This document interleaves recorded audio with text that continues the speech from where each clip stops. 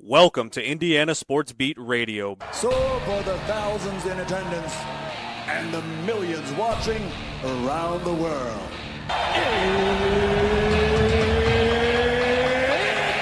Time! Three on the way.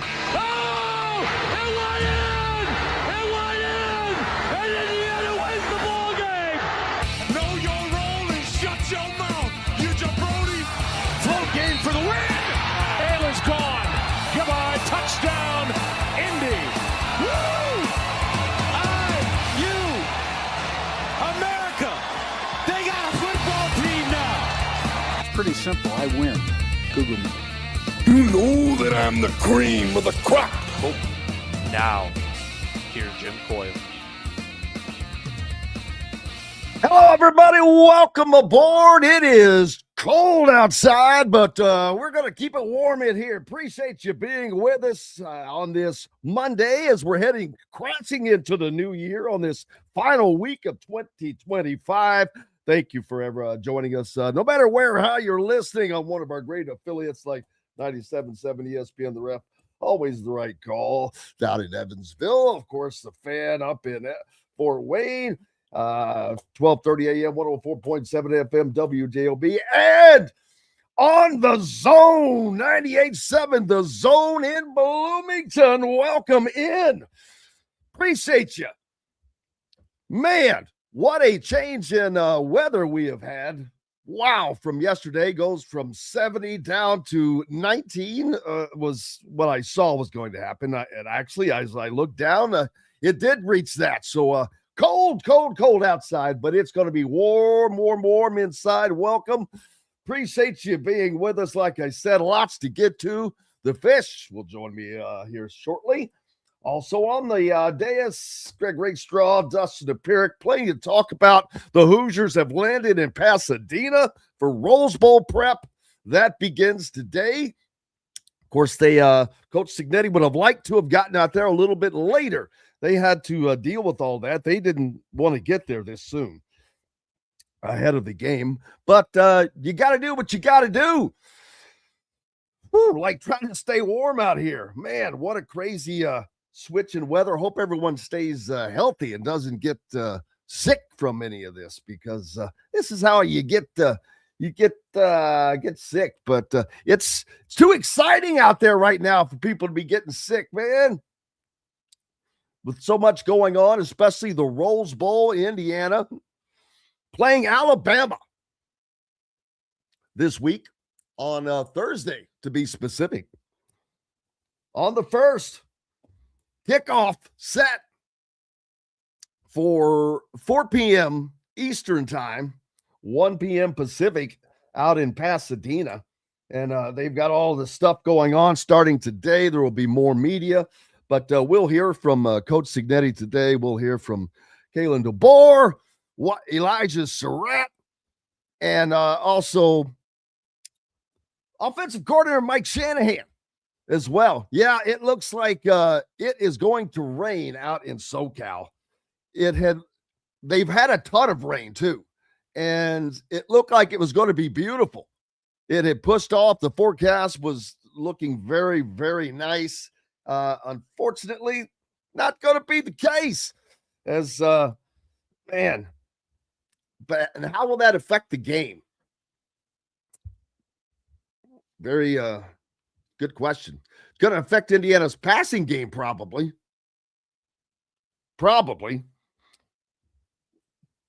But Alabama has not had much of a running game. Does this help them? Hurt them? Indiana has. It's going to be something. I hope that the weather does not impact this game. That's the thing. It just, you get that far, you work that hard, and things that are outside of your control, that'll drive a man crazy having to deal with that.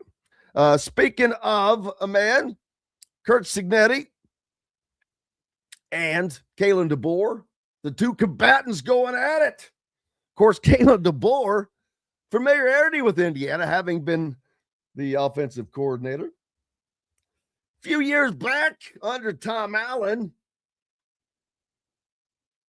So that's going to be a unique storyline as well. Nick Sheridan, who is currently the co-offensive coordinator, also former offensive coordinator at Indiana, currently the co-offensive coordinator at Alabama, will be heading to Michigan State to coach under Mr. Pat Fitzgerald. And how about Kyle Whittingham to Michigan? Who saw that coming? I don't think he saw it coming. I wonder, is that why? I don't think that's why he resigned or retired. But we don't know. Or I don't know. But a very, very wise move and shrewd on his part, as he now is heading up. And Michigan desperately needed someone like Kyle Whittingham, who is on the complete up and up. They need someone to clean that program up. And he's a good one for that. Yep. You got Kane Womack on there. Yep. I was just talking about the fact that Nick Sheridan is heading to Michigan State. But yeah, a lot of crossover in this game. Not only Kane Womack, but you still have the strength coach down there, I believe, as well. So a lot of crossover in this game. But Indiana getting to play another blue blood of sorts, basically. Not of sorts, but Alabama is a blue blood. And the ability, or the opportunity rather, to be able to put that one up on the rack as well, another notch, would just be adding to the legacy of this Indiana football team. Appreciate everybody joining us on the Andy Moore hotline as well. Make sure you head out to Andy Moore Honda if you're looking for a vehicle. And if you're coming to Bloomington, you're in Bloomington, heading out for a game, head to Dave & Buster's. They've got specials for all IU games. Rose Bowl, they'll have $10 wings, $5 drafts, $5 margaritas. It's a great place to catch the game. With family or friends, they've got 3 gigantic wall TVs, over 20 other gigantic wall screen TVs. Plan your next watch party or birthday party at Dave & Buster's. Sunday is fun day with half price of all games. Diego Pavia and crew are also at it. They're trying to, in case his NFL career doesn't pan out, which I kind of chuckle at a bit, because I don't know how his, I guess I'm not going to doubt somebody that, because if you work hard enough, sometimes you can just overcome anything. I don't see how he's going to overcome that, his height disadvantage, but he wouldn't be the first as a quarterback. But Pavia's group, they're suing for potentially another year of eligibility. That's right. A lawyer for Heisman Trophy runner-up Diego Pavia and 26 football players, he's not the only one here, has cited the NCAA's decision to allow an NBA draft pick to return to college basketball as a reason that a federal judge should let his clients play in 2026 and 2027. Now, I will say this is the NCAA. I have no idea what the hell they are doing. Although Pavia plans to enter the NFL draft, which apparently that doesn't matter for anyone anymore. You can enter anything you want.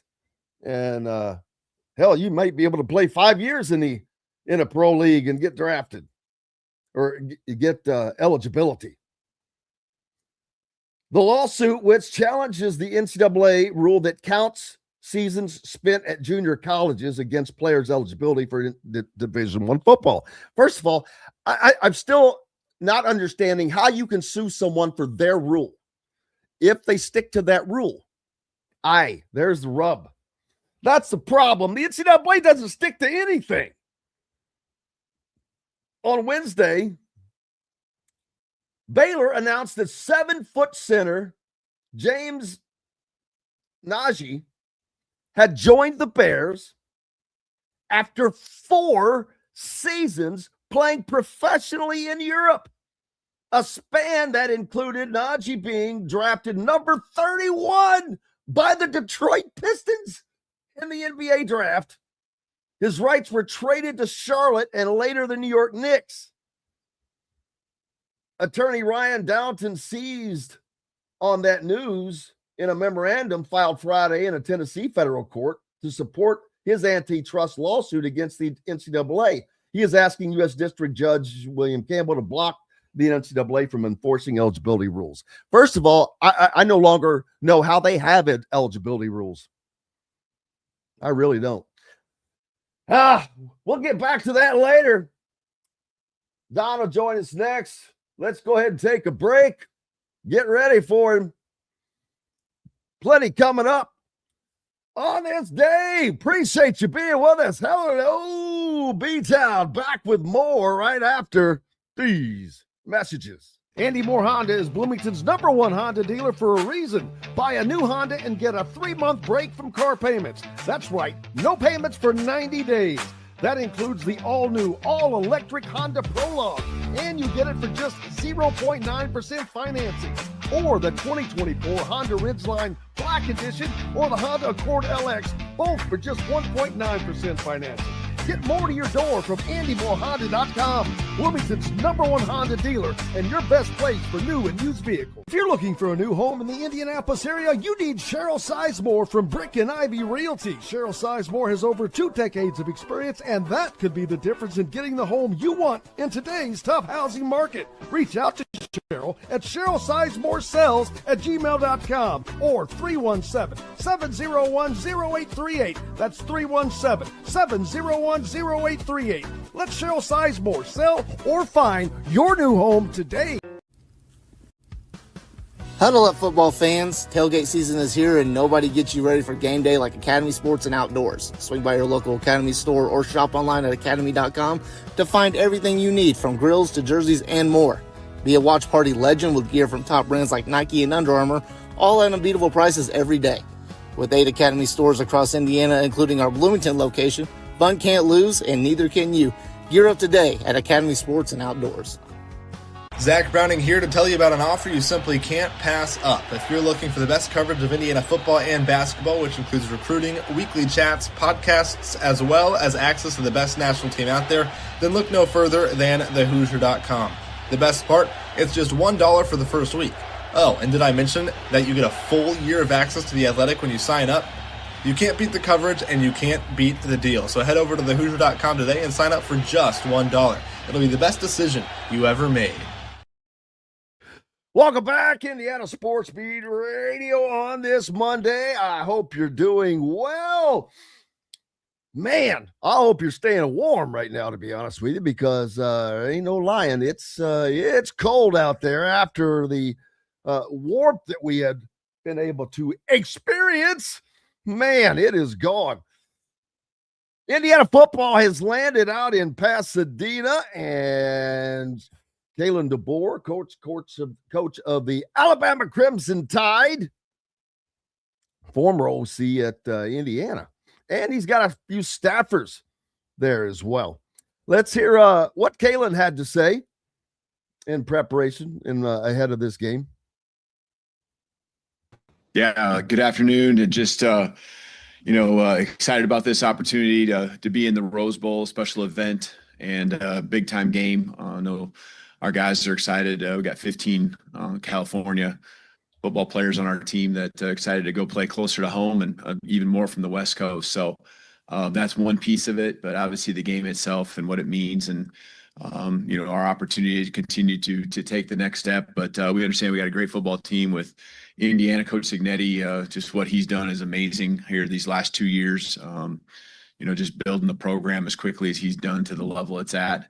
And really looking forward to us diving back into our process here the next 10 days or so, just getting back to work. Really important days. I thought we did a great job from the SEC championship to the first round game in a lot of ways, whether it's the preparation. I got to give a tip of the hat to our training staff and our doctors, Jeff Allen, who runs our training room downstairs with his staff. An amazing job just putting people together and getting guys as healthy as they could have.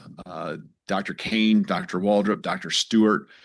We just got a top tier group, and I know there's even more, but just everything they did to get our guys to where they played fast and we're as healthy as we've been in a long time. So need that again here the next 10 days on the speed part. I mean, our guys, Coach Ballou, I need to give him credit to, our head strength coach. We had as many guys hit their top speeds as we have since the Tennessee game, and that's tied for the most over 20 miles an hour all year. So it's great to have more players playing fast in the big moments, but looking forward to the challenge. Our guys are as well. Thank you, Coach. We'll now open up the teleconference for questions. Please. There's Coach DeBoer at his opening words about Indiana and this Rose Bowl game. You heard him mention Coach, his strength coach there, and talking about the speed. And I remember them developing that way back in the day. Just odd to hear that has moved on, but stayed. Wise move for him to keep all those guys. And I'm wondering if, I said Don was going to join us, and he normally does, but I'm wondering now. I didn't get word, but he may be traveling today, because I know the team traveled and they are out in California. And of course, that changes the times on things. So we'll see how that works out. But Kyle Whittingham heading to Michigan. That's going to change things in the Big Ten next year. I think it's a good thing. You've got Pat Fitzgerald now at Michigan State. That's a good thing. I think the Big Ten needs to get the Big Ten has to rev itself up to stay to keep up with the Joneses, more or less. That's just a matter of fact. As we saw this year, the Big Ten is uber strong at the top again, with the two teams that are picked first and second likely to win the national championship. Doesn't mean that's going to happen, but Indiana, of course, a number one pick. Ohio State is right there to win the national championship. Oregon, you've got to give them a pretty good daggone shot to win it as well. Not the only one, of course, Georgia. Don, I know you've been working hard, and this is a crazy, crazy week because of the Rose Bowl. So I didn't know if you were going to make it on with us or not. But when do you leave for Pasadena? Today. Well, that makes that quick and easy. So that's why I just saw your note that you'd sent me a link. So I thought we had talked about this last week, but it's not a big deal. If it did, I apologize. No worries. But glad to have you along. How is your prep going for Pasadena? Well, we're ready to go. Obviously, we packed up most everything yesterday, or at least I got it out. It's not in the suitcase yet. So at any rate, no, we're ready to go. My prep work is, for the most part, is done, which, we have to do this kind of stuff in advance anyway. In fact, you're right. I've got a lot of my work done for the next two basketball games already done too. So because this is such a busy, busy time. And of course, we're going to be out in Pasadena for 4 days, I guess, 5, including the takeoff after we play the ball game on January 1st, on January the 2nd. So at any rate, it is what it is. And it's a fun time of year, without question about that. And of course, it's the holidays. So everybody's kind of enjoying what they're experiencing right now. Absolutely. And again, I hope you and your family had a great holiday season. The football team is they're headed out there. I think they get out there already, or about now. If they're not already, I know they have obligations that they have to go through, which I'm sure makes Kurt Cignetti very happy to deal with. No, it does not. No, I know he would have liked to have gotten there probably 2 or maybe 3 days from now. like they did when they played UCLA. And I wonder how they're going to, they got to deal with this stuff. And it really changes what they have done and how they have done things before and how they're able to mitigate that. Well, here's the problem. If the university gets fined if they don't show up when they're supposed to show up, which is today. So there's no question the university has to inform the coach and the players that this is the way it's being done with the college football playoff.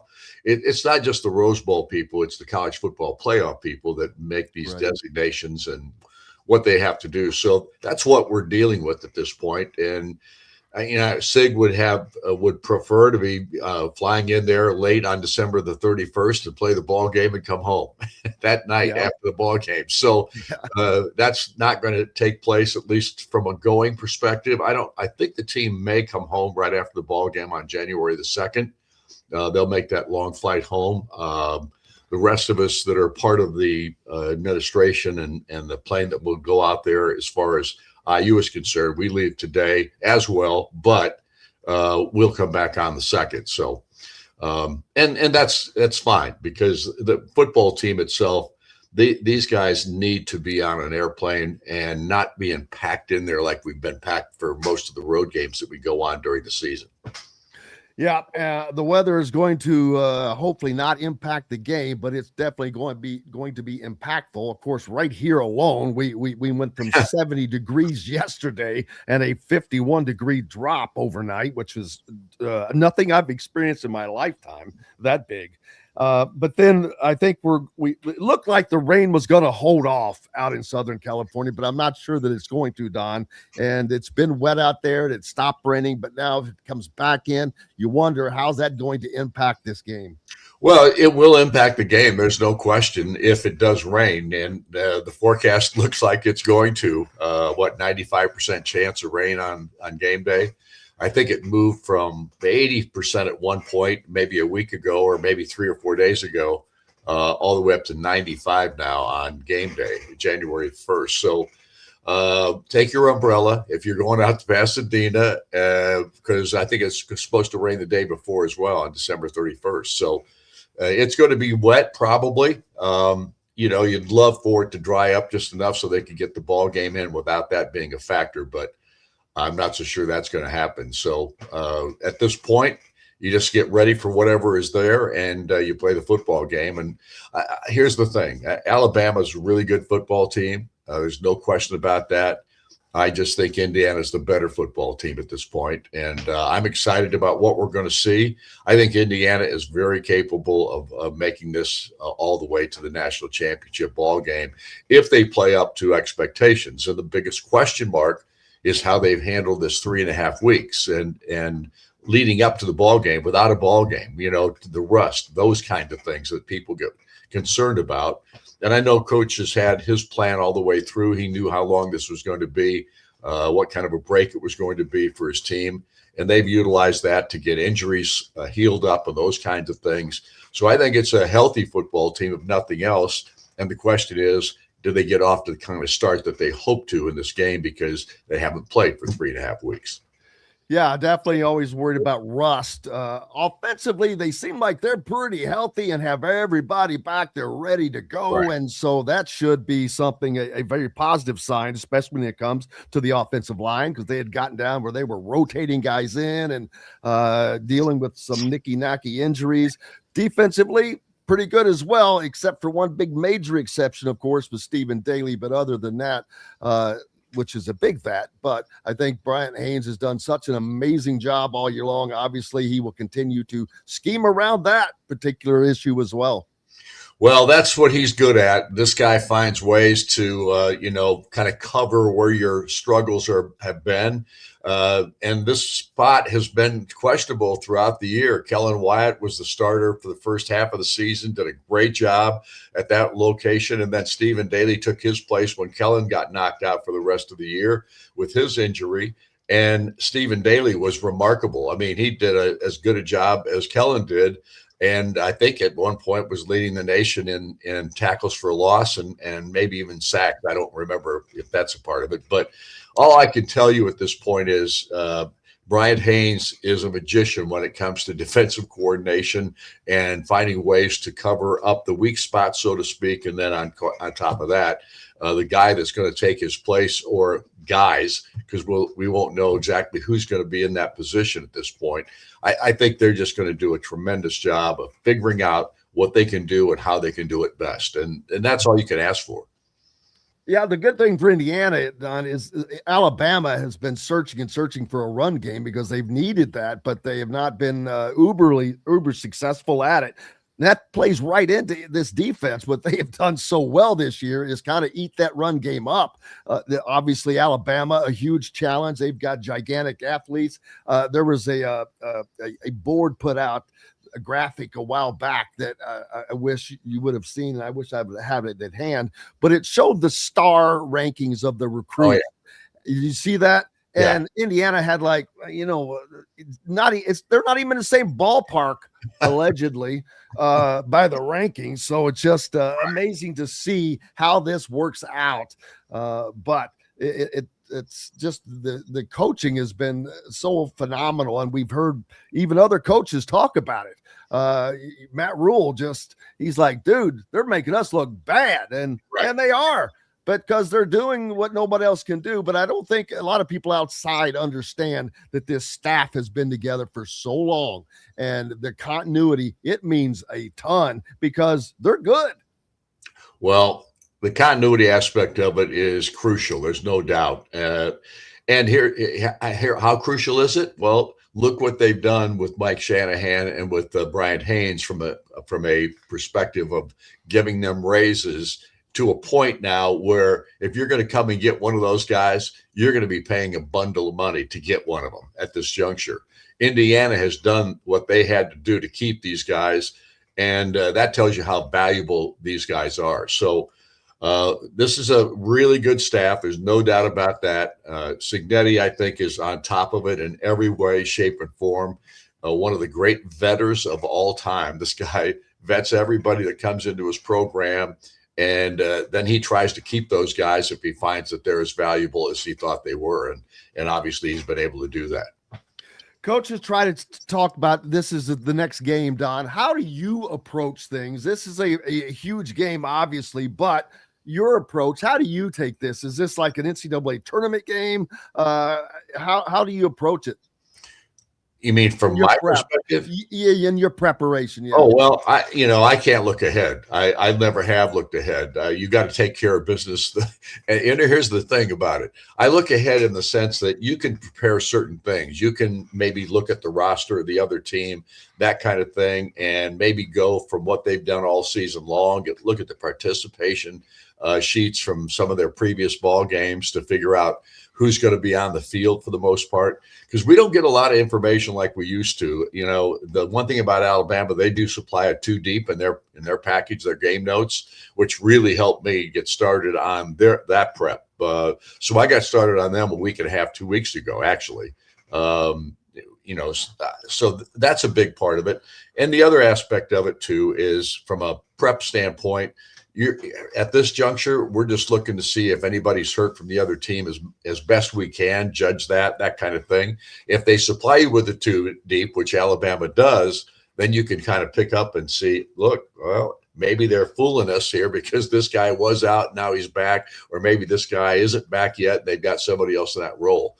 So from a prep standpoint, you're just reading everything you can get your hands on, every bit of game notes that you can get a hold of, and get as much prepared from that standpoint of knowledge of that other team as you possibly can.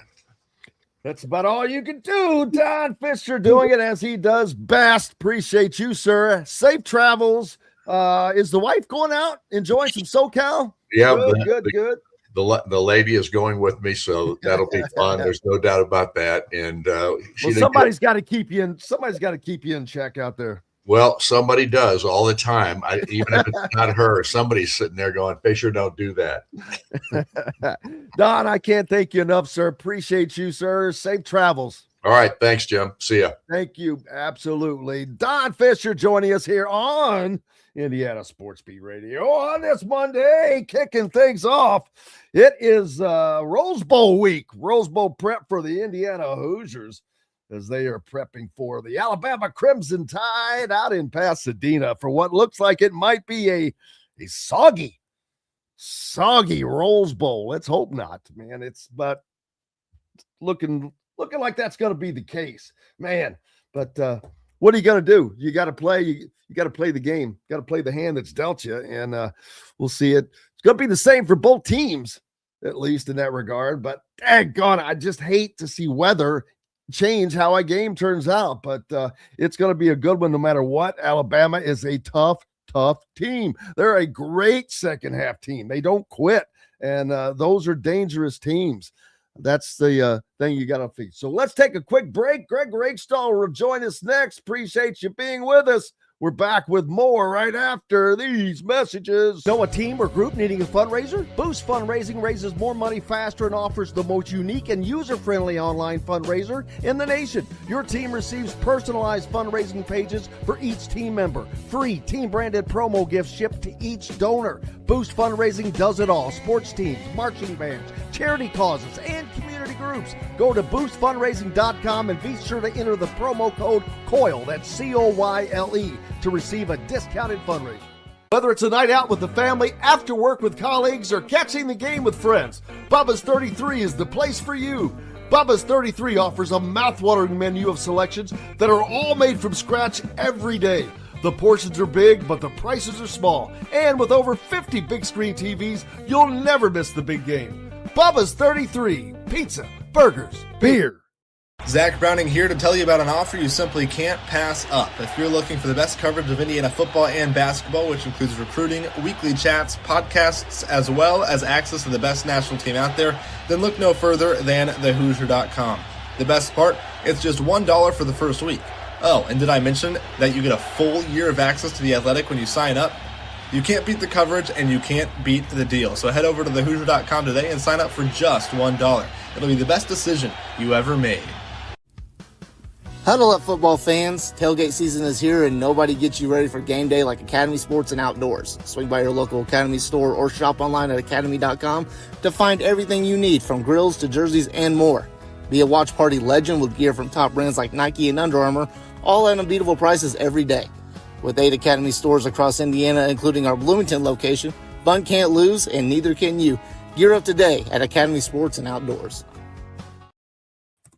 Welcome back, Indiana Sports Beat Radio on this Monday. Thanks a lot for being with us. I hope you are staying warm. Greg Rakestraw from the ISB Sports Network joining us now. And I know you have a busy weekend as always. I got to catch you at post-game coach yesterday. Tag on it, man. They were working it, man. They tried and tried, and I heard you talk about it afterwards that they fought hard, and they did. Just could not get it done, and did about as all they could do, it seemed like, with what they have at the moment. That's a good way to put it. And again, for the problems that the Indianapolis Colts have, and I'm not trying to paint too rosy of a picture here, there are some issues this team has to deal with. Like, having your starting quarterback, the guy you had the first half of the season that you think is the quarterback of the future, that, he's coming off an Achilles tear. You hope he's ready for training camp and he's your best option at the position. When that's your positive outlook, you're kind of in a tough spot. But let's also acknowledge how good the teams the Colts have played are, down the stretch of the season. I mean, my goodness, after the Niners put up 48 here on Monday, they put up 42 on a playoff team at home. Nearly lost, but put up 42, last night. And given how the chips will likely fall, the last 6 games the Indianapolis Colts will have played will be against teams that won at least 12 games. I mean, that is a brutal finishing stretch. So are there concerns? Yes. Are there things you have to fix? Yes. Are there question marks that I'm not sure there are answers for? Yes. But they also have played a rugged schedule ever since they got off the bye week. And when your, air quotes, worst loss of the season is to Patrick Mahomes and the Kansas City Chiefs in overtime in Kansas City, maybe it's an indication of you played some pretty good teams during the course of the year. And unfortunately, the Indianapolis Colts right now are just a little bit of a tick below that. Yeah, I was also able to catch Matt on some of the broadcasts of the game, and when Jonathan Taylor scored, I heard him mention that he's one of only 4 players in NFL history now to score 18 rushing touchdowns in multiple seasons, and the other 3 guys are in this big old building called the Hall of Fame. Right. And JT has had a very good year. Obviously, his production is curtailed over the last 5 or 6 weeks. In Jacksonville, held him 21 carries and 70 yards. And so he's not been clipping off those 100-yard performances in multiple touchdown games. Part of that is, I think, the wear and tear of the season. Part of that is having some changes in the offensive line in front of him. Part of that is playing really good defenses over the course of the last few weeks. But at the end of the day, Jonathan, and I'm not sure what his status is going to be for Sunday. You wonder now that you have a full week of preparation to know this is your last game of the season, versus where you found out at 7:30 on Saturday night that the 1 o'clock game on Sunday was not going to have playoff implications. Basically, that die was cast at that point for what your game plan was going to look like yesterday. In other words, Jim, this is my way of saying I'm not sure how much of JT we're going to see on Sunday. You know, DJ Giddens is a guy they were very high on that they drafted out of Kansas State. He has barely played this year. He was oftentimes a healthy scratch. He was in uniform yesterday, but, you know, Amir Abdullah got the handful of snaps that Jonathan didn't. And of all the things we talk about with Jonathan Taylor this year, his amazing durability, the fact that he was out there every week, and without having looked up this stat, Jim, I would venture to guess that JT played more than 90% of the available offensive snaps this year. For a running back, that's insane. That doesn't happen. And so we'll see if there's that's why running backs have a life expectancy of like 3.5 years. Right. And he's now completing year number 6. And this in 2021 are clearly his best 2 years in the National Football League. It's pretty amazing, though, that this is one of his best years ever, though. I would say that, in other words, you've seen enough of Jonathan Taylor this year. You know what you have in Jonathan Taylor. In a game that means nothing to you. Right. If he doesn't play on Sunday, I'm cool with that. Give Amir Abdullah some touches in case this is his last game in the National Football League. He's been a great, in-season locker room find. But if you want to reward Tyler Goodson for his hard work on special teams and playing through an elbow injury, if you want to see what you have in DJ Giddens, in other words, and this is a game I know very well, treat it like a preseason game. Get some guys out there, get some guys some experience, let some guys get some reps on tape. If there are guys that you think are not going to be back next year, let them kind of have a send-off and try to stay as healthy as you can heading into the offseason. Where do the Colts go from here looking, not Sure. next week, not towards the rest of the season, but I know that they have a guy that they think is their future, but those Achilles tears, right, tough. Right. And again, he's your best option. It's a different question because of not having a first-round draft pick. You roll the dice, you go all in on Sauce Gardner, you trade your next 2 first-round draft picks, you win the first game with him, and you don't win again since. And so snake eyes is what you kind of rolled with that, at least temporarily. Now, this is not a rent a player. You've got Sauce under contract through 2029, maybe even 2030. Frankly, his really inflated salary doesn't kind of kick in for a year or two. So it's not the end of the world, but you have a first-round draft pick, which kind of forces your hand, frankly, on Daniel Jones as to what you're going to do. I think basically the same 3 quarterbacks that aren't high school football coaches in Alabama are the 3 coaches that are back next year. It's why I want to see Riley Leonard on Sunday, just so you get him some more game reps, so he is ready in case needed. I'd love to see Anthony Richardson play. I don't think he's going to be healthy enough to play at this point. I don't think the Colts will throw him out there on Sunday afternoon. But Jim, where they go is going into an offseason where they don't have a first-round pick. They do have cap space, and I think in terms of their own free agents, they will prioritize. I think Daniel Jones is one. I do think that Daniel Jones, because of the injury, probably saved the Colts some money in terms of what he is going to make and length of contract. The guy that will probably get the largest contract and longest duration of it is Alec Pierce. He's been tremendous for a second consecutive year. Should lead the league in average yards per reception for a second consecutive year. And I think he is going to sign a long-term deal. After that, if the money is right, you look at bringing Nick Cross back. There are probably some veterans that you're going to let go. Braden Smith has been here for 8 years, but again, you drafted Jalen Travis kind of to be his replacement. He's played. Has he been at Purdue that long? What's that? Has he been at Purdue that long? Different Braden Smith, a little bit larger, kind of similar facial hair, but you get the idea. We will be down to one Braden Smith that we'll kind of reference more often than not in terms of local athletes. Samson Ebicom, Tyquan Lewis, Quiddy Pay, you probably all let walk. Rodney Thomas, who's a backup safety, you let walk. Next year is the year at the end of the season where, frankly, a lot of the deals that Chris Ballard did 2 years ago were set to expire when Anthony Richardson's rookie contract ended after year 4 with the option of picking up year number 5, which, again, I don't think the Colts will do at this juncture. And so you have a lot of salary cap money that comes off the books at the end of 2026. Again, you'll not have a draft pick in the first round in 2027. And so, again, a lot of those things I'm telling you, Jim, indicate that you're going to see a lot of the same names and faces back here next year from a player standpoint. And now we'll see if that leads to same names and faces back from a GM and coach standpoint. Yeah, that and a lot of people are asking a lot of questions, and Sure. I get it because the Colts have. I heard you going down the lineup of how long it's been since they've made the playoffs, since they won the division, and I'm like, golly, you don't realize it's been that long. When a franchise that had this much success, boy, they have really been stuck on the other side of that for a while. Yeah, and again, for those that had not been keeping track of those things, 11 years since you last won the AFC South, 7 years since you last won a playoff game, 5 years since you've appeared in a playoff game. And those are not good numbers for anybody involved. Here's what I can tell you, and I think this is more good news than bad. If you look at this team, again, assuming you bring back Alec Pierce, I think it's a no-brainer. Assuming you bring back Daniel Jones, close to a no-brainer.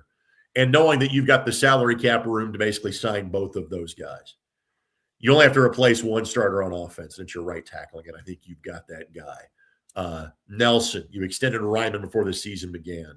Bordellini and Gonzalez are on rookie deals.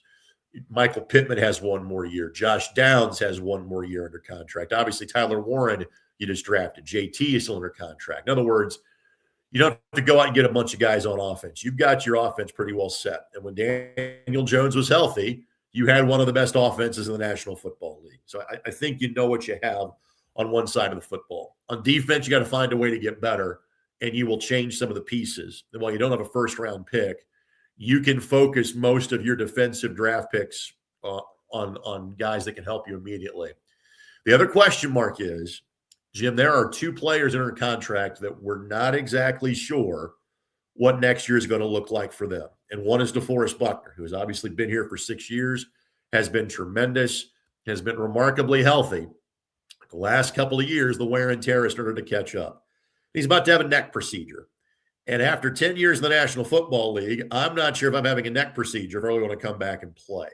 As much as DeForest Buckner loves to play and as good as a player as he is, so you're not sure what his status would be for next year. If he doesn't come back, that is a significant chunk of change that comes out of the salary cap. The same can be said for Charvarius Ward. Charvarius was brought on a free agent deal and suffered 3 different concussions or had to deal with concussion symptoms on 3 different times. He is a veteran. I want to say without looking it up, he's in year 7 or year 8. He also lost a child last year when he was playing with San Francisco. And so at some point in time, you go, hey, do I need to step away from this and just focus on me and my family? And there's bigger things than football for him. If he does that, again, it's more, chunk of a salary cap you get back. But if both guys come play, like, all right, those are 2 veterans that you kind of know what you have in those guys. So this is going to be so maddening and so frustrating for Colts fans to hear. But I think it's the God's honest truth. I don't think this team is that far away. But If you don't like the way this year ended, you're going to see a lot of the same names back next year just because it's kind of the salary cap position that the Indianapolis Colts are in. Yeah, and they were going, everything was going fine until the injuries started hitting. Right. And again, every team deals with injuries. And the example of timing is everything in life is the San Francisco 49ers. Their injuries happened early in the year. They were kind of maintaining status quo with Mac Jones as the quarterback and not Brock Purdy. And now they look like a Joe Montana or Steve Young-led offense. Their punter has punted twice in December. And that was kind of what we said about Rigoberto Sanchez in September. Timing is everything in life. I don't think the Colts' schedule is as arduous next year as it was this year in terms of caliber of team, in terms of the amount of travel. As of now, looks like the furthest west the Indianapolis Colts will play a football game will be Kansas City or Houston next year. Schedule is much more compact. So, again, I get it. For all the reasons we gave in terms of years since the Colts have done this, people are tired of excuses. I get it. But I do think the circumstances for 2026 are not as dire as things may seem at the end of 2025. Well, let's certainly see and hope that things do get turned around. I know on the other side of your work schedule, basketball, not the busiest time of year, but it doesn't stop. But it doesn't stop. It never stops. Everybody, much like in college hoops, everybody has an MTE at this point. Everybody plays in a holiday tournament from a high school basketball standpoint. So we at ISC have 24 games the next 2 days. I'll call 5 of them. So I have a triple header at North Central starting today at 3:15, Pike North Central. I'm sorry, Park Tudor North Central, Pike Lake Central, and Carmel and Jeffersonville. And good on Sharon Wilkerson. Jeffersonville is nowhere near the team they have been the last couple of years. But Sharon has kept what is a statewide and largely Indianapolis schedule because he knows that's what makes you better. So the next couple of days would be one of the 5 trips that Jeffersonville will make to the Indianapolis area to play games this year. They also will play host to, and they just played host to Lawrence Central and gave them the most lopsided loss of the season on Saturday. They'll play host to Lawrence North this coming Saturday. So good on Jeffersonville for understanding, hey, if you want to compete at a statewide level at 4A, you got to get your butt to Indianapolis when the schedule allows you to, and they are still doing that. Carmel is really good. They're 5-0. They're back to being one of the better teams in the state after a couple of pretty mediocre years by their standards. So that game is at 6:45 tonight. Then tomorrow, I'll head up to Kokomo for the third place and championship games of the Phil Cox Memorial Tournament at Memorial Gym. Best teams involved in that one are Lawrence North and Northridge, which are both top 10 teams and could see each other in a championship game tomorrow night at 7:45. Has some of these teams already separated themselves from the rest? Not this year. That's what's great about this year, Jim. Awesome. The team that has the highest ceiling is Pike. I think they are the most talented team 1 through 12. They are 5-1. Their one loss was to Wisconsin Lutheran. So not obviously a team from Indiana. And frankly, Pike's schedule is very backloaded. Like they are set to play Fischer's coming up in a couple of weeks. Now, asterisk, Fischer's without Jason Gardner. Jason broke his left hand, probably be back at some point in time late January. And again, this was the year where Fischer's did not have the depth to suffer an injury like that. Fischer's host their own holiday tournament coming up Friday and Saturday. Lawrence Central is one of the headlining teams that'll be in that event coming up this weekend. But I think Pike is the best, but it doesn't mean they're unbeatable. And once you get past them, Crown Point, Lawrence North, Carmel, they're to me the next group. I'd put South Bend St. Joe, who's playing up from 3A in that group. And you got to put Mount Vernon in that group, even though maybe their talent falls off significantly from 2 to 3, but they by far have the best player in Luke Erdl. He is Mr. Basketball, and you can debate it. You'd be wrong, but you can debate it if you want to.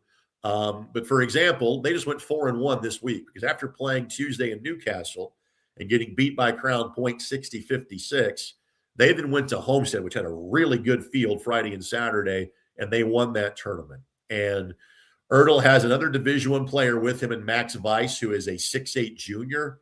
I think is probably MAC Valley Horizon League level of talent.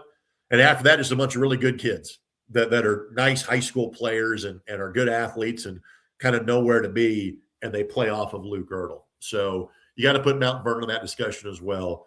But Jim, it's a year of parity, but not mediocrity. There are some really good teams, but I'm not sure there's a super team this year this much, Jim. That's great to hear because that, like everything else, it just makes it much more fun, whether you're talking about Bloomington or Evansville or Fort Wayne, Southern Indiana, Northern Indiana. I will tell you this, Jim. I don't think there's a great team in Southern Indiana this year. Like obviously Jeffersonville was a state caliber team, and I thought they were the one team that could beat Fisher's, and they did in the state championship game. However, there is a chance that we go the other direction and crown a state champion from far northern Indiana. It has been since '94 the last time that we had a largest classification champion from South Bend. That was South Bend Clay. And off the top of my head, I want to say it was 02 Gary Westside the last time that we had a 4A champion from the region. And again, Crown Point is good enough where you could potentially have a team because they play 9.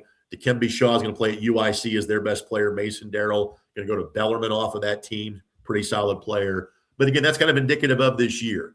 You know, Ertl is the one guy that you go, hey, that's a major college level talent. Noah Smith from Plainfield's going to go to DePaul. Plainfield's got a pretty good team. They've done some really good things in terms of whom they have beaten so far. So they need to be in that conversation too. But I've got 7 or 8 teams in 4A. I can make a case winning a state championship. I think that's a pretty good thing for everybody involved. Wow. Yeah. That sounds like a blast. That sounds like things are going to be fun in March, baby. Hope so. Certainly hope so. Well, I hope you stay warm this week, bro, because somebody turned the heat off last night. I got lucky. I beat the storms home from Lucas Oil and I have to take an extra jacket. Waking up this morning, completely different story. I tell you, Greg Rakestraw from the ISC Sports Network. Make sure you're checking them out and keeping up with all the great content they've got going with the great games. Greg, I appreciate you as always, sir. See you, buddy. Have a great one. Greg Rakestraw joining us here on Indiana Sports Beat Radio. Man, what a great Monday. Great weekend, catching things up. High school or basketball getting back at it. It never stops, like you just heard from Greg, but slows down a little bit, but lots of holiday tournaments. Man, lots of scores to see all around, just tons and tons. Get out and support your high school sports, bro. It is rolling on as the basketball season is hot and heavy now.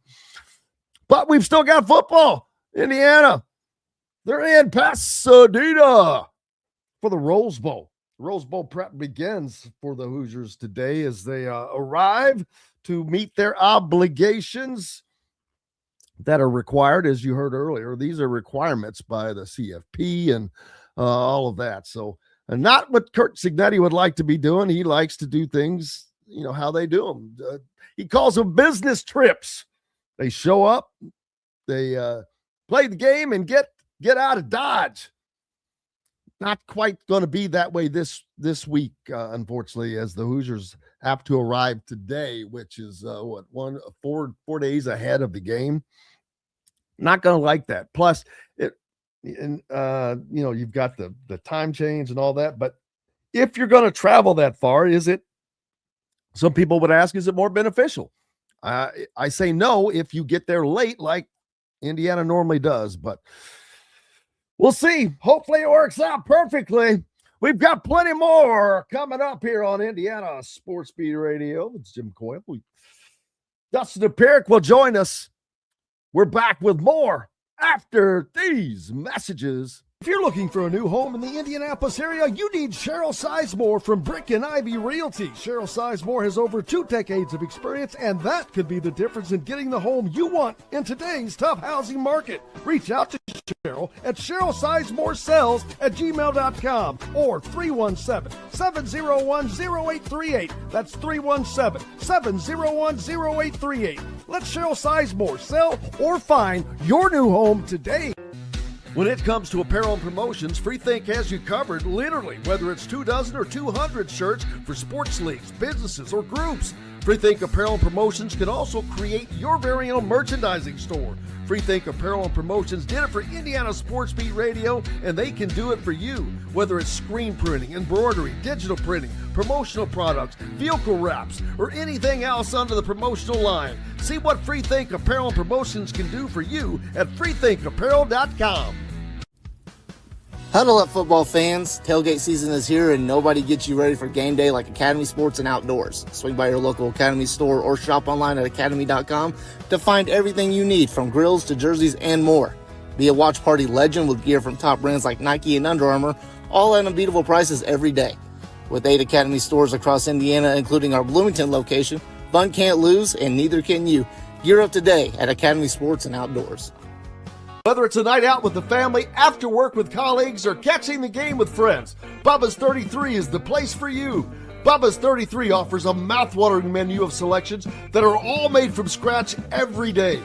The portions are big, but the prices are small. And with over 50 big screen TVs, you'll never miss the big game. Bubba's 33, pizza, burgers, beer.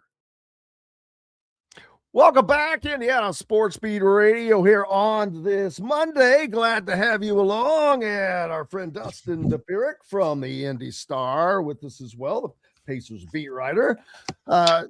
Keeping you busy, I'm quite certain, without question, but also see the tree behind you. Is it, you already taking decorations down, man? No. We're not even we're not back in Indy yet. So oh, good. Yeah. No, so this is the basement of the in-laws. So yeah. Still celebrating. Yeah, we're not taking anything down. That's just the this is the less decorated portion of the place. So, but our stuff's still up. We, aren't gonna be able to do that till we get back to Indy. The less decorated part of the no, there's less decorated part of the house, No, I know. If that's not, if you're a husband, that's not what you want to hear. If there's many rooms that are decorated, this is just the less decorated portion. It's nice. It's nice having everything decorated at home. It is. It is. Just I'm talking about the work. Yeah, the work it takes putting it up and down. Yeah, there's that part. So we'll get to that. We're after your holidays. What's up? How were your holidays? Good. Yeah. I mean, had to run back and forth a little bit. Had to go back to Indy for the game on Friday. But had to keep tabs on what the Pacers are up to, but otherwise been able to, run around and, see a lot of my wife's family and stuff like that. They spend a lot of time up here, and, it's been a lot of fun, to get to see everybody and hang out and everything and get some chill out time toward the end of the year. So it's been good. How about you? I cannot complain. Nobody wants to listen to it. So, but no, seriously, it was great. Got to spend a lot of time with Kylie, which is always fun. So great times. Appreciate you asking. It's just, but I will say that I didn't get my order in for heat, I guess, because man, oh man, did the bottom drop out, baby. But we knew it was coming. Mm-hmm. I've never experienced a 51-degree drop in temperature. And actually it was more than that, because it looked like it went all the way down to 16 this morning at some point. Yeah, it's wild. I did not expect this. It was in the 60s in South Bend yesterday, and it is, it's covered outside right now. I don't know how bad it is in Bloomington or how bad it is in Indy, but there's like 1 to 3 inches outside. I'm like, I didn't expect this. I didn't bring boots of ice. Yeah. Oh, you guys got ice? We got snow. It just rained. Really? Yeah. Oh, yeah. Storms come through. I mean, you had tornado warnings, and knowing it's going to drop down to 19 within several hours. It's just crazy time really here, baby. Mm-hmm. Yeah, it's really something. So it's crazy. We've got that going on. We've got Rose Bowl action going on. It's nuts. Mm-hmm. And then we've got the Pacers as well. The Pacers and the Colts kind of in the same position right now, man. Things were going so well, and then similar injuries. Just bottom falls out. Another Achilles tendon tear. It's a cursed city in terms of that particular injury. Quarterback and your point guard in the same calendar year, like that's really the fates are after you in that particular case. Has the Achilles injuries become the ACLs of the 80s? Remember back then, man, you had to pull that surgery. You'd have a scar that was 1.5 foot long. It would take forever to get back until the medicine changed. But now it seems like these Achilles injuries nonstop with various people. Yeah, obviously it's always been there. I think there's more wear and tear on the body. I think there's more wear and tear on the muscles. I don't know. It seems like there is advancements. I think you hear Rick Carlisle talk about this, and you've seen, obviously, like the Pacers had 2 guys go through Achilles last year. Certainly, they were lesser known players in Isaiah Jackson and James Wiseman, but we were kind of seeing that in the background and seeing these guys progress and getting a sense of what it looks like. Now you're getting a sense of what it looks like with Halliburton. Obviously, he's been warming up at games lately, taking shots and stuff like that. So it's nice if you go to a game early, you can see him warm up and get the sense that, hey, he's going to be okay, at some point. Now the difference is that there's it is one of those injuries that even when you're recovered, you're not really recovered. Like Isaiah Jackson's recovered, but he's not really recovered. Like it's the muscle's fine. But it's still like getting your body back to trusting itself, back to being itself, back to the same wind. Like you undergo a transformation. Like Tyrese Halliburton looks different right now. Like that's kind of a weird thing to like just physically top to bottom looks different. Because part of it is you can't run for how long. You put weight on. Like these guys are used to having metabolisms that just rip through everything, and suddenly it's different. Isaiah Jackson put he said, he's like, man, I was heavy. He's like, I got fat, and it was weird, and so I had to put take it off, and he's more muscular now, and that'll probably be something that Halliburton gets, is that he'll put muscle on. He's needed that. Like he looks bigger. He's just oddly shaped considering what you're used to seeing him. And, he's going to melt that off. Whatever he adds, he's going to melt off, and there's going to be some muscle that stays, but he's going to get used to it. Yeah, that's what I keep telling myself, Dustin. What's up? That's what I keep telling myself. Same. No. Yeah. But I don't know. So it's a weird injury. I think, it's just the way it is, where it is, what it does. It's still in a place where even for all the advancements have been made with both that injury and with the ACL, it's still something that just lays you low for a while, and it just takes you out. And, no matter how, advanced they are with the surgery, no matter how, again, they went, both, I presume Daniel Jones went to the same place to get a surgery done that Tyrese Halliburton did. They probably flew him out to New York to, I think it's Martin. Shoot. It's the same guy. It's the same name as the guy who ran for president from Maryland. Marty McNeely, I can't remember. But same name, different guy. And, so he, basically they took care of Wiseman, they took care of Jackson, they took care of Tatum, he took care of Halliburton. So I presume Daniel Jones went to the same place. And so this guy's obviously advanced. You get you in there as soon as he possibly can.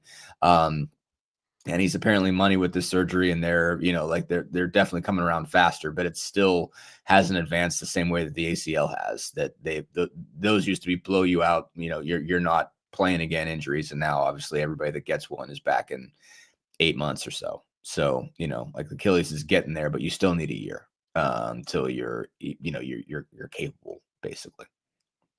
But we have seen, the good news is when you see someone like Aaron Rodgers go down, who is, age challenged when it comes to sports. Sure. He's in his 40s, but he's able to come back and successfully play quarterback in the NFL.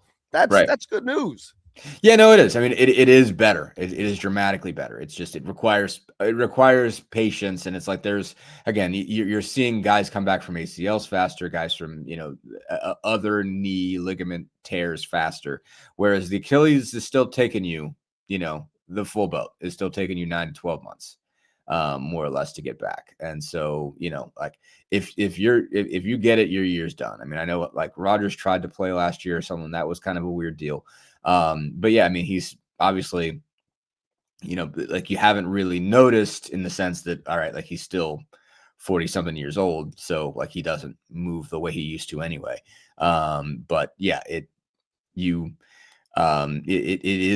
getting there faster. And the fact that Rodgers was even able to play again, tells you that there was some real progress there.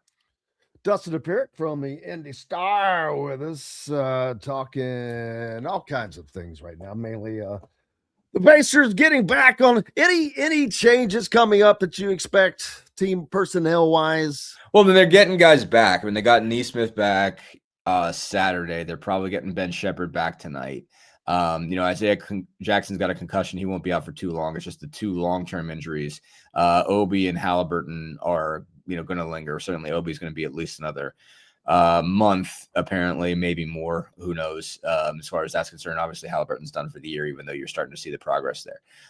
So you're seeing bodies get back. I mean, they've there's going to be, I don't know what else there's going to be in terms of like back of the roster movement. They just signed, because of Jackson's concussion, they just signed Micah Potter.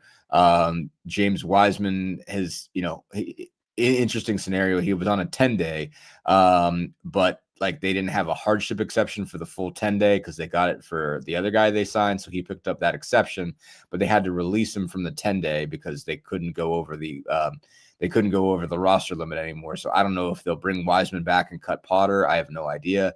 It depends, I guess, what Potter does. And Potter's been, I think, pretty effective so far, but he's only played in, I think, 2 games. So we'll see what happens there as far as back of the roster. Bigger stuff. I mean, obviously, trade deadline is a little over a month away still. And, we'll see what they do. I mean, I think it's certain, there's been talk, the discussion around them is, okay, they're going to try to get their center of the future. And so there's only a couple guys that will qualify under that. It would be, just basically a high-level player that's not a max contract player, that's movable.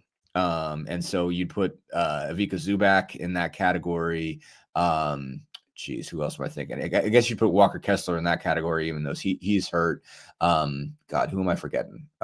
There's a couple other pieces on top of Zubac that you'd look at and say, okay, well, they could put together a package, for a player like that, and that'd be somebody they'd be able to obtain, and it's somebody that's young enough who's still going to be effective that you can kind of put on, Halliburton's timeline and pair him with Halliburton. Daniel Gafford's another name in Dallas is a guy they might look to.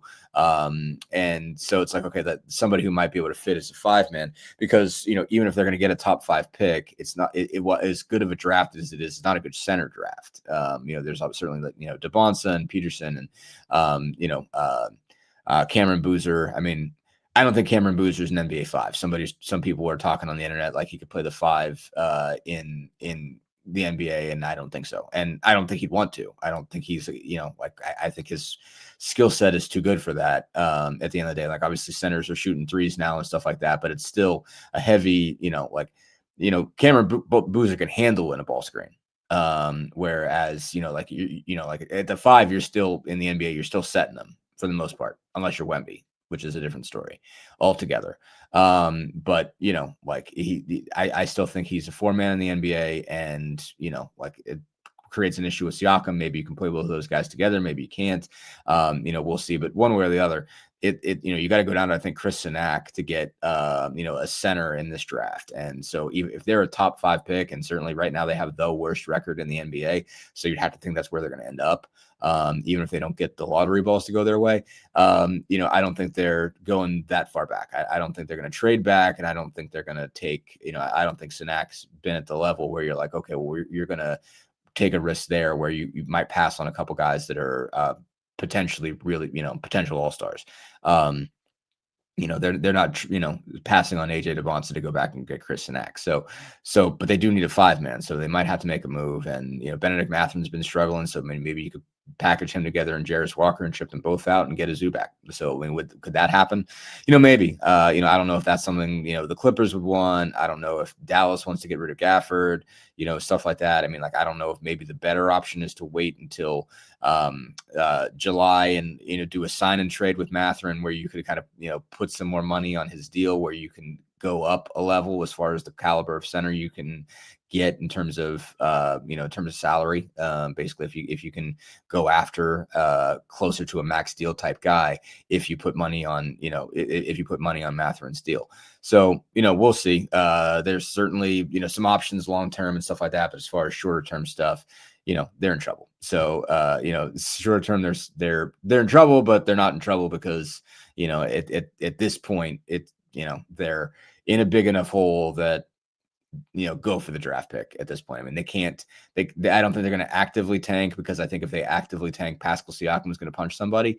But well, they don't really have to. I mean, they're playing hard, but they just don't have what they need to have to be competitive on a night in, night out basis. So what they're doing is the right way to go about it, I guess, but they're still going to ultimately benefit, hopefully, from this by the end of things. Yeah, you would think. I mean, even if I think they're going to win some games. They got Neesmith back. If Mathurin, I think, hasn't been fully healthy with his toe. He's played through it, but he's not been the same guy. Maybe you could get him back. And I think they need to win some games. I mean, they've been stuck at $9.99 for Rick Carlisle for like 3 weeks now. So they got to just get across that boundary, just win a game. They're at 8 in a row. So somebody's got to get that guy his 1,000th win at some point. I don't know when it's coming, because the schedule gets tough. I mean, they've got Houston tonight on the road, then they come back and they got Orlando on New Year's Eve, and then they got San Antonio, who might win the whole thing. And they go and then they go to Orlando, and then they get Cleveland before they finally go to Charlotte on January 8th. It's a game that you would think they could win, but then they've also lost the Wizards over this stretch of games. So, and the Pelicans. So, it's like, okay, that there's no guarantee they're gonna be able to go into Charlotte and beat them. So at some point they got to get a win. They can't just straight lose out the rest of the way. They got to get some. But yeah, I mean, I have a hard time imagining they're going to win 25. That sounds like a number I'm not sure they can reach.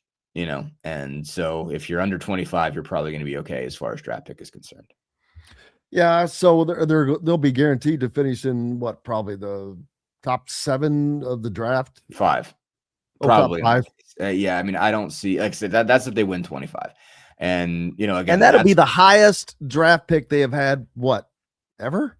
No, since they got Rick Smits at 2 in 1988. So yeah, so that's the highest pick ever. I don't think they've ever had a number 1 overall.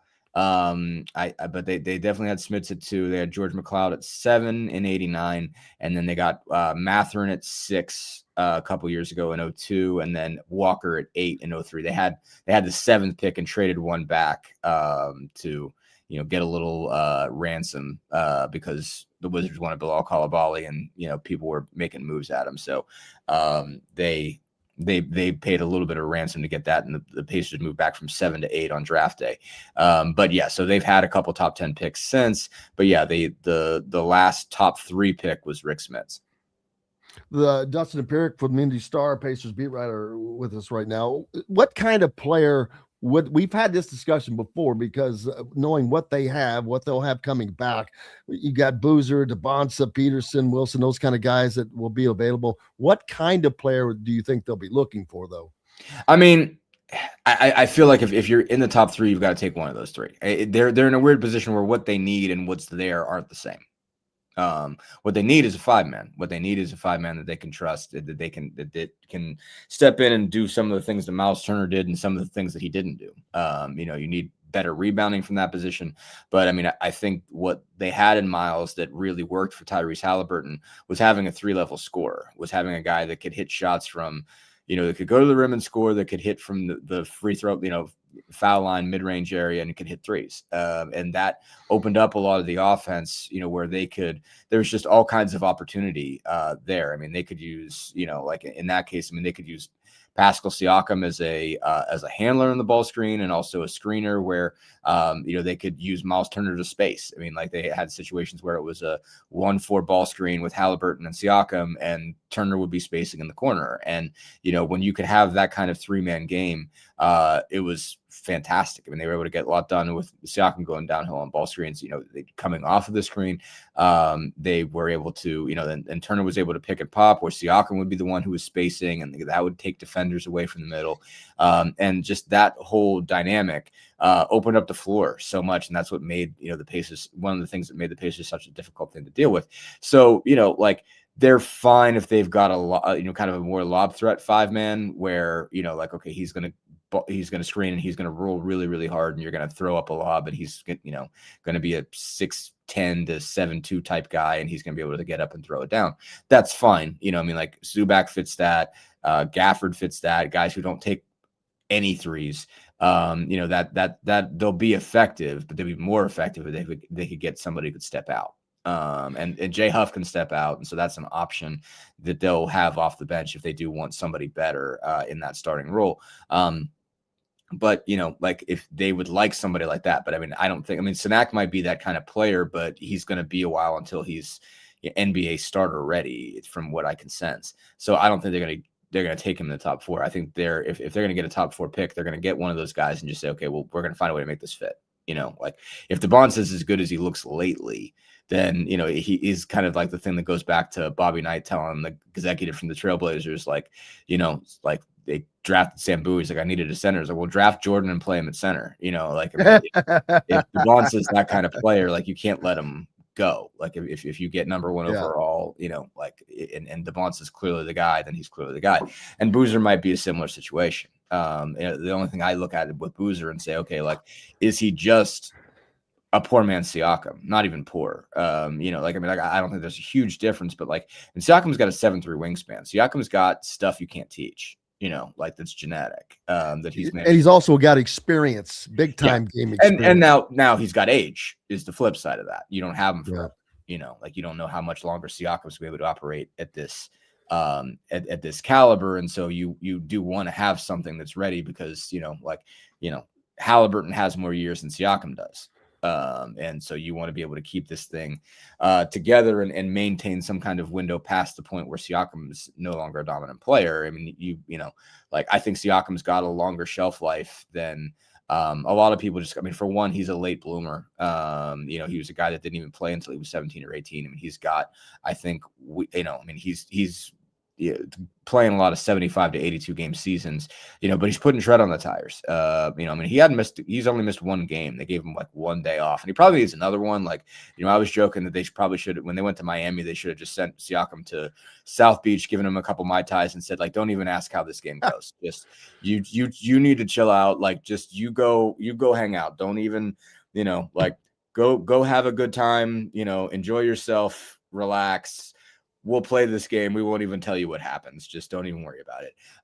But he's got, he's durable for a guy who's built like he's built. For a guy that's big, long, lanky, a lot of arms and legs, that tends to wear you down, and it hasn't worn him down. I'm very impressed with what he is as an athlete. So there's probably 4 or 5 more years left of really good Pascal Siakam left, but there's more in a guy like Cameron Boozer. Certainly there's a whole career there. So I don't think, I think there's things that Siakam has that he cannot develop. He can't get a 7'3" wingspan, that's something that's not normal. But I think Cameron Boozer would be a really, really good NBA player. And so it's do you play those guys together? Or do you just say, okay, well, I'm just going to load up on wings and they're going to be fine. You could. So, we'll see what all that looks like. But they're in a position where if you're taking top 5, you can't miss. That's the most important thing. You cannot miss. Even if you get a guy who doesn't necessarily fit exactly what you want, you got to, that has to become an asset for you. Even if that player doesn't fit, is redundant with what you have. You can't leave one of the great players on the board to get somebody that fits need better. You can't go as far back as they would have to go to make a need-based pick.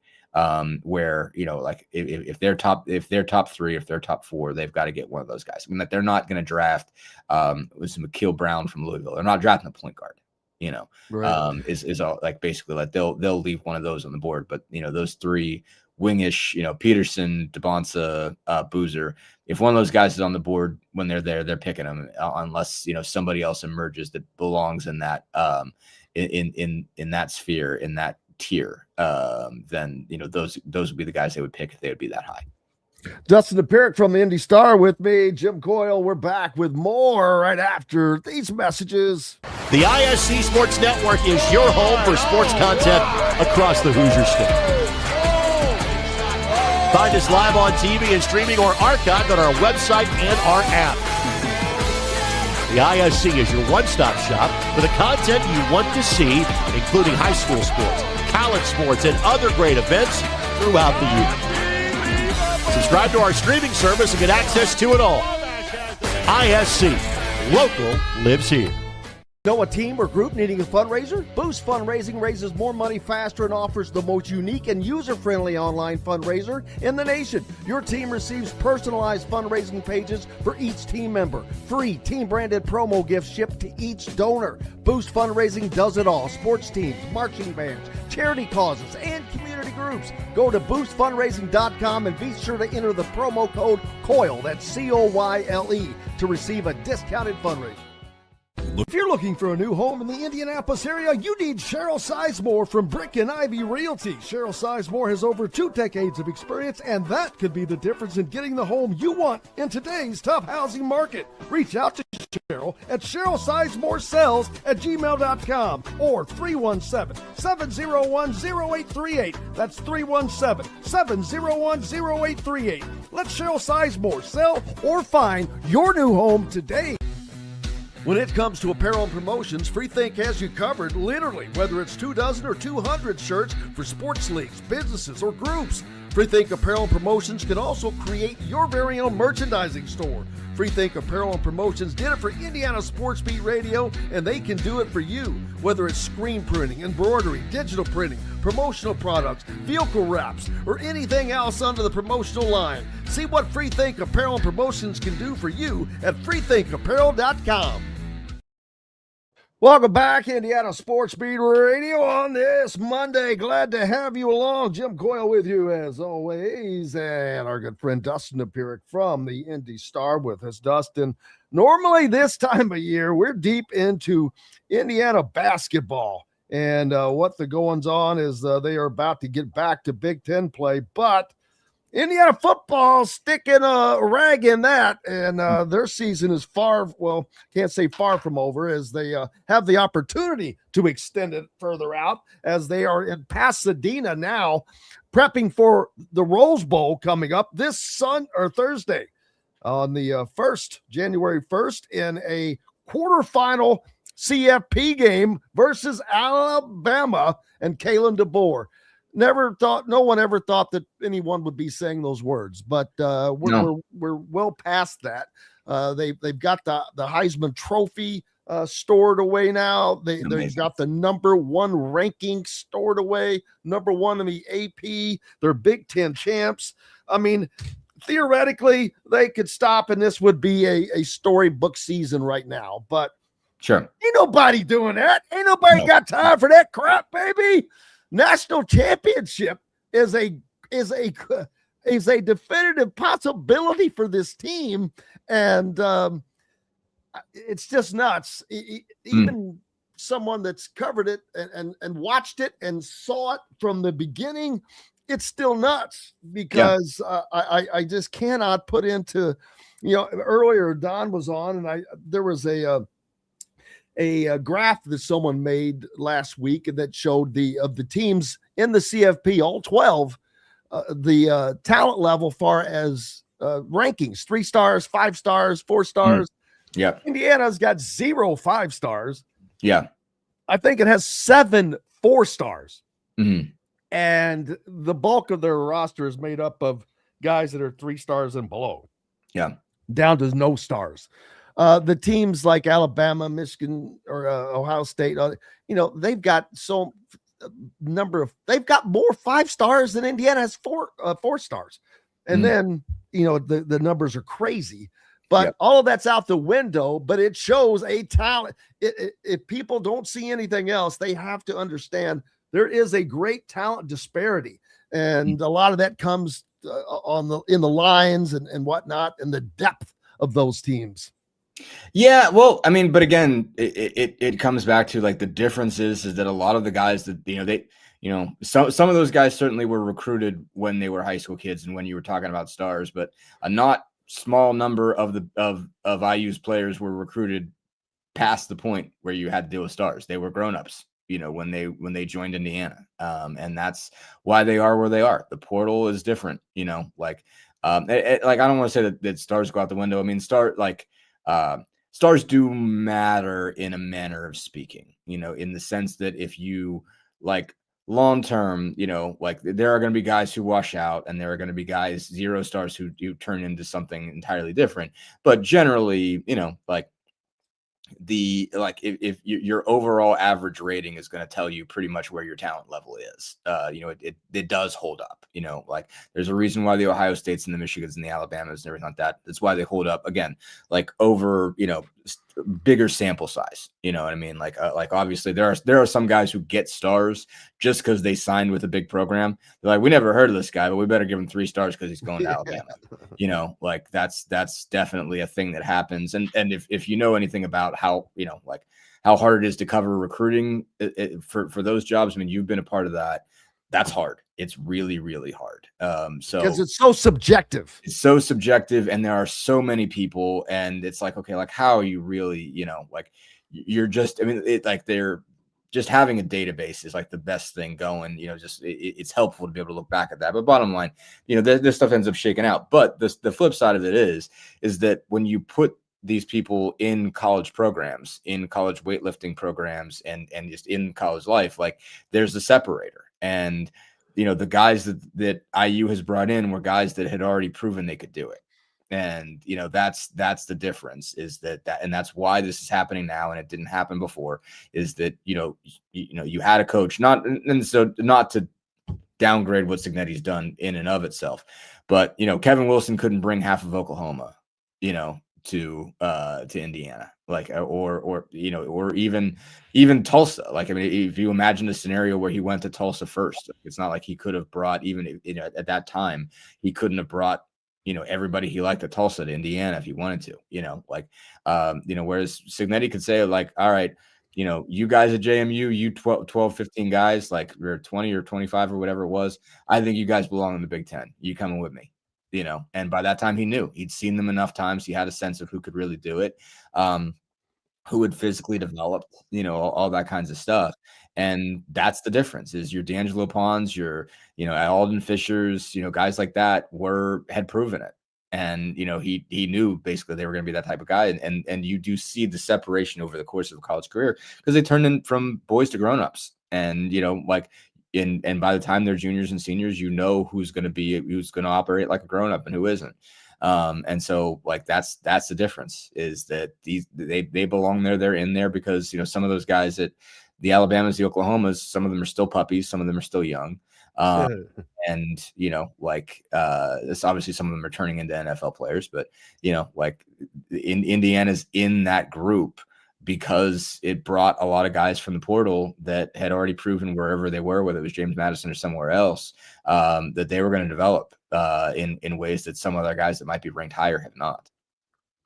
Yeah, development has certainly been the key to this Indiana program, but also at the coaching for sure. That is continuity has been crazy. Dustin Dopirak from the Indy Star with us, but yeah, the continuity that has been above and beyond. I think what people are not getting it, and their ability to successfully coach and develop program this talent and to do it together the way they have. It's not accidental, but no, man. Now we've got the game coming up, man. Indiana and Alabama. The weather, Dustin, is going to be an issue as it's going to be wet in SoCal. Rain. I've never even seen rain in Pasadena. What does that even mean? It's going to rain the day before, the day of, and the day after.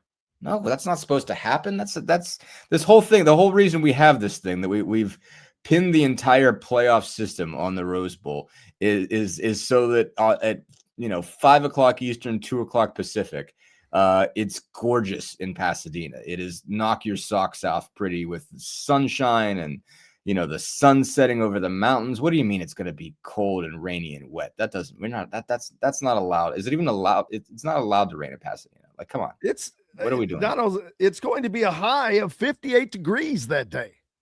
No, that's not legal. We gotta run this up to a manager someplace. This has got the craziest thing is Indiana football could have practiced outside yesterday. I did see I was out watching Indiana practice yesterday at an open practice before they left, but they did move it inside just because of the wind.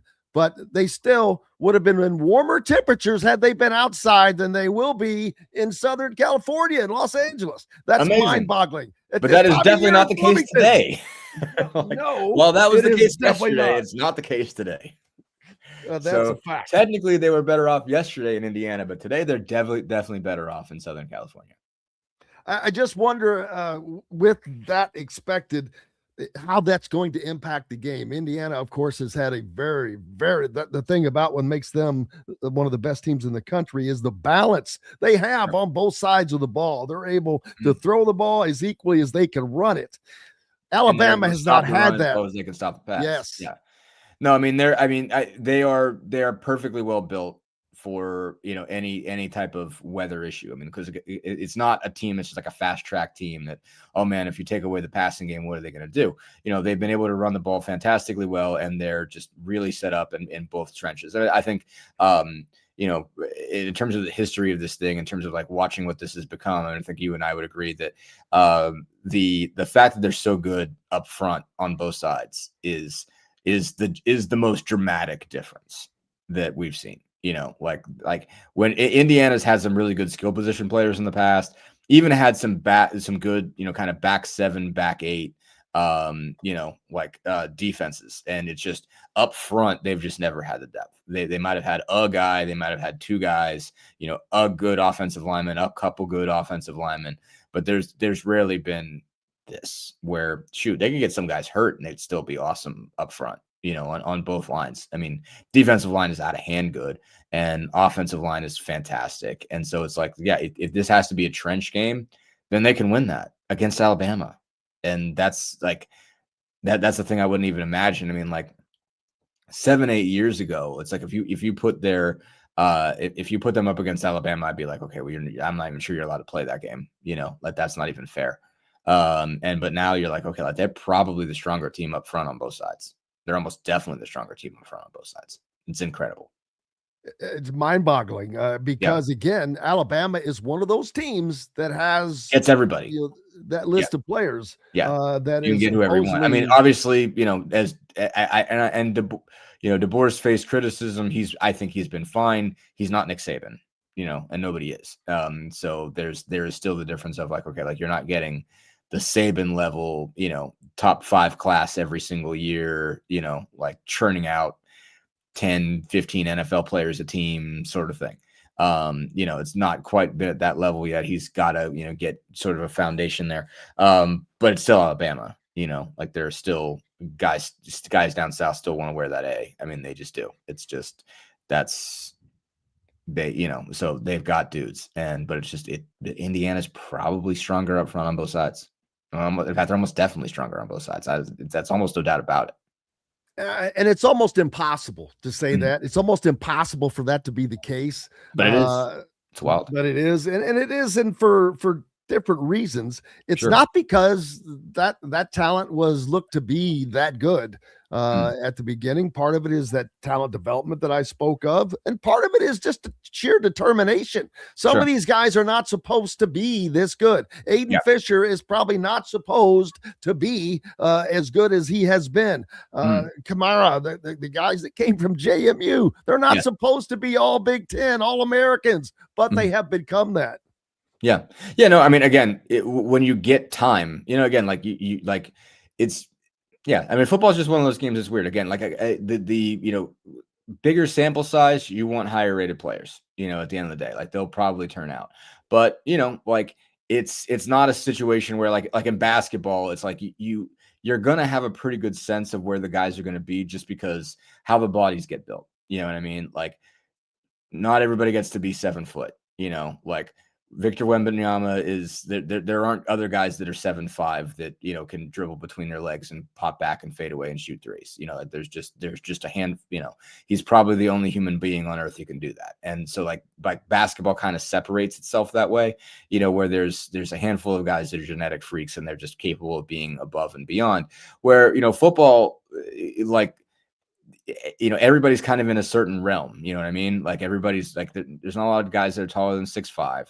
You know, there's not a lot of guys who are shorter than 6 foot, you know, like they're sort of in a pocket, and it's sort of everybody is sort of developing within that pocket. And so like guys can get bigger, get stronger, you know, develop in that 18 to 22 age range where, you know, they're way different than they were when they came in. And, you know, they're a wholly different mound of clay when they leave at 22 than they were when they got there at 18. You know, it's like it's there. So there's a capability of guys making leaps. And like, again, you're really seeing that. I mean, you wonder like how different it would be if you always gave guys who got to be high level in the Sun Belt or the MAC or whatever a chance to go play in the Big Ten when they were juniors and seniors. You know, what that would have looked like if all those guys got a shot. Because, you know, I mean, like you've seen a ton of players come, you know, NFL players come out of the MAC. Like, I mean, you know, like Dylan McCullough, who we covered as a running back coach, obviously was an NFL running back, came out of Miami, Ohio. You know, like you've had that throughout the years. Those guys just never got a chance to elevate within college, you know, like now they do. And so like now you see it. And so like you're seeing that they're, you know, if 3 good years at a small school, you can turn yourself into something that nobody at the highest level really wanted. But they probably didn't even, you know, there probably wasn't that big of a difference, you know, at the end of the day. Like, you know, it's like, how much slower were you? How much smaller were you? You know, like you can make up for that. And these guys have. Sir have. Dustin Dopirak from the Indy Star. Make sure you're giving him a follow. Appreciate you, my friend, as always. Absolutely. Thanks for having me, Jim. Merry Christmas, Happy New Year. Enjoy Pasadena. Stay warm, brother. Stay warm. That's not, well, I will. I'll stay inside until I have to go shovel things. I've got to stay dry. Yeah. Good luck. Absolutely. Hey, we've got more coming up. We're back with it right after these messages. Andy Moore Honda is Bloomington's #1 Honda dealer for a reason. Buy a new Honda and get a 3-month break from car payments. That's right. No payments for 90 days. That includes the all-new, all-electric Honda Prologue, and you get it for just 0.9% financing, or the 2024 Honda Ridgeline Black Edition, or the Honda Accord LX, both for just 1.9% financing. Get more to your door from AndyMooreHonda.com, Bloomington's #1 Honda dealer and your best place for new and used vehicles. If you're looking for a new home in the Indianapolis area, you need Cheryl Sizemore from Brick and Ivy Realty. Cheryl Sizemore has over 2 decades of experience, and that could be the difference in getting the home you want in today's tough housing market. Reach out to Cheryl at CherylSizemore@gmail.com or 317-701-0838. That's 317-701-0838. Let Cheryl Sizemore sell or find your new home today. Huddle up, football fans. Tailgate season is here, and nobody gets you ready for game day like Academy Sports and Outdoors. Swing by your local Academy store or shop online at academy.com to find everything you need, from grills to jerseys and more. Be a watch party legend with gear from top brands like Nike and Under Armour, all at unbeatable prices every day. With 8 Academy stores across Indiana, including our Bloomington location, fun can't lose, and neither can you. Gear up today at Academy Sports and Outdoors. Zach Browning here to tell you about an offer you simply can't pass up. If you're looking for the best coverage of Indiana football and basketball, which includes recruiting, weekly chats, podcasts, as well as access to the best national team out there, then look no further than thehoosier.com. The best part, it's just $1 for the first week. Oh, and did I mention that you get a full year of access to The Athletic when you sign up? You can't beat the coverage, and you can't beat the deal. So head over to thehoosier.com today and sign up for just $1. It'll be the best decision you ever made. Your hand to ask a question using the raised hand icon within Zoom. If and when your question is selected, please unmute your microphone and state your name and media outlet before asking your question. Once your question has been answered, your microphone will be muted and your hand will be lowered. Our first question comes from Nicole Auerbach. Hey, Kaylin, it's Nicole Auerbach from NBC Sports. I wanted to ask, just with you and Curt Cignetti in this matchup, got me thinking about just the unique paths that you both took to become head coaches at places like Alabama and Indiana. And I wonder how your path and all the different stops and all the levels of college football helped prepare you to lead a program at the highest level with all that's changing in college football today? Yeah, just knowing Coach Signetti and you referred to it, his path, nothing but respect. Again, how he's done it, how he's gotten to this spot. A lot of work goes into it. I think coming back to your question, I wouldn't trade it for the world. I think there's things that you do that give you an appreciation for the moment you're in, having an opportunity to be here at Alabama.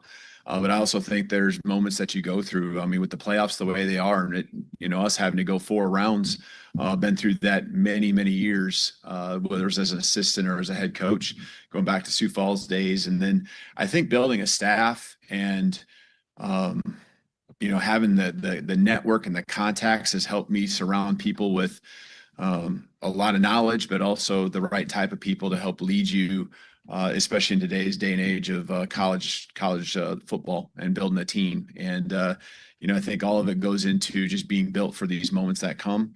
But I've been really blessed. I've been blessed to be around a lot of great coaches who have mentored me along the way, that I've taken things from to be able to be successful in the moments that we're in now. There's Kalen DeBoer, the former offensive coordinator for Indiana and current head coach for the Alabama Crimson Tide. They'll take on the Hoosiers in a few days on Thursday out in Pasadena, California, in the Rose Bowl and the semifinals of the college football playoffs.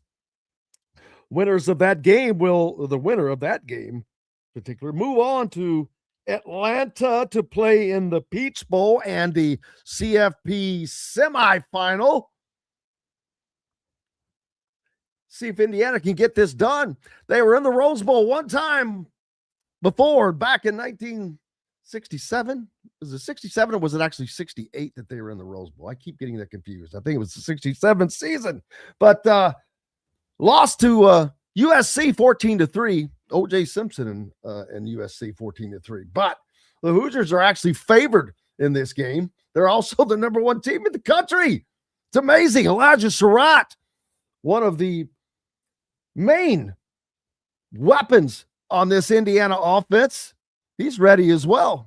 Have you seen, we've kind of watched film of this Alabama secondary? Obviously, our pass defense is excellent numbers this season. Yeah. What do they do well, and what do you got to kind of be focused on here going into this? Yeah, they're great defense totally. But they got some experienced guys back there. They like to play a lot of zone, but last week they mixed it up with played a little bit more man against Oklahoma. So we'll see what they do against us. But it's an exciting challenge going against a group like that. I know they're great. I know they fly around. They run through the ball. The D lines are great. Linebackers are great. So it's going to be an exciting challenge for us. But we're ready.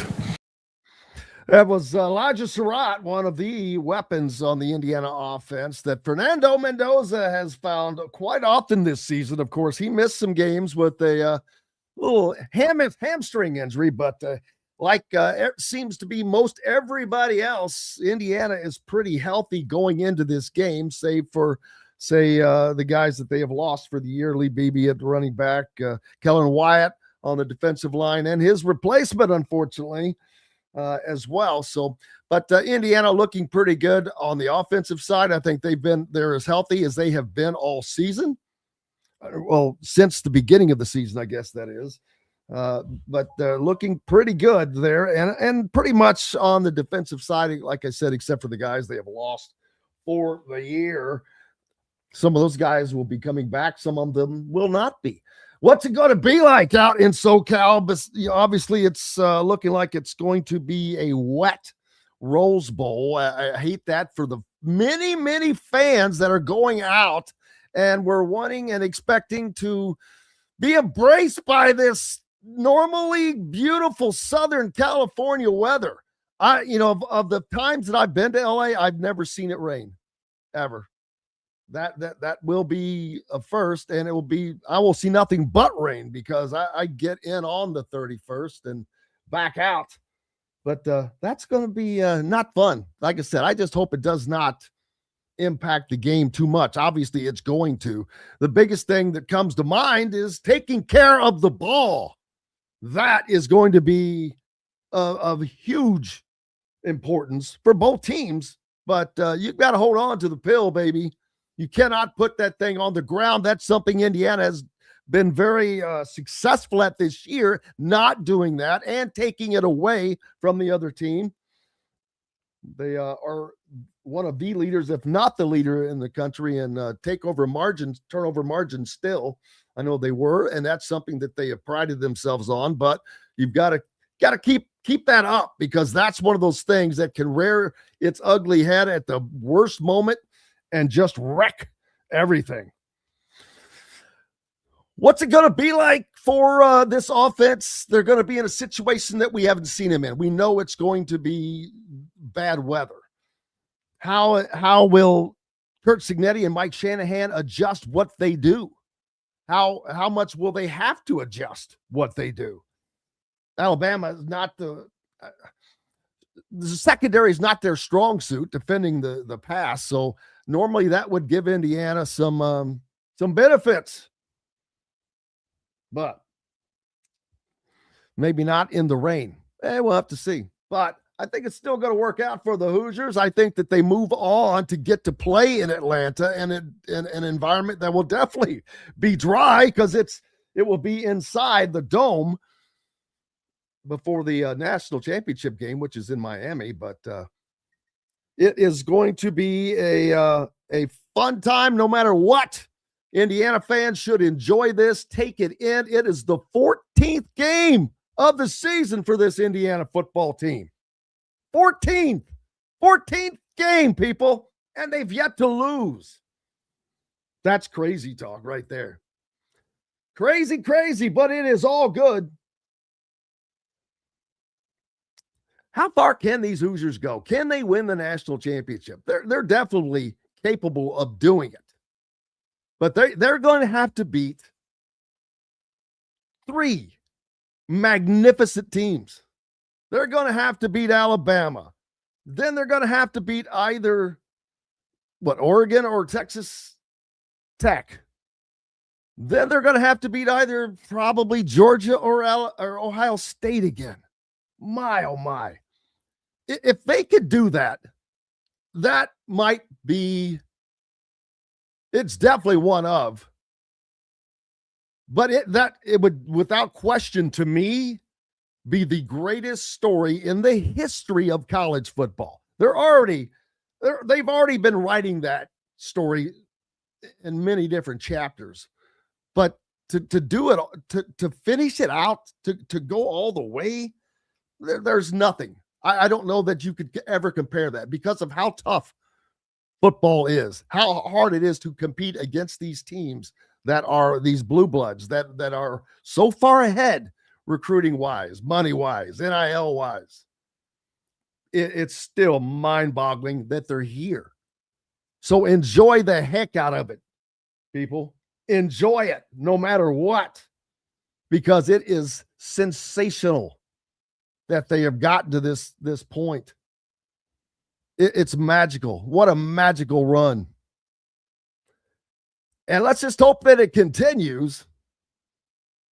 And I don't see why it shouldn't, but it's going to be a hell of a game. I mean, Alabama is good. Don't think otherwise. They're a team that doesn't give up. It's going to be a battle in the second half. A battle. Enjoy it. Appreciate you. Thanks a lot for joining us on this day. We're back tomorrow to do it again. Until tomorrow, I'm Jim Coyle. I will see you on the radio. Thanks for listening to Indiana Sports Beat Radio. Be sure to subscribe to our YouTube page for more clips and team coverage of Indiana basketball, football, and more. You can also find full episodes and tons of other content on thehoosier.com. We'll see you next time for another edition of Indiana Sports Beat Radio.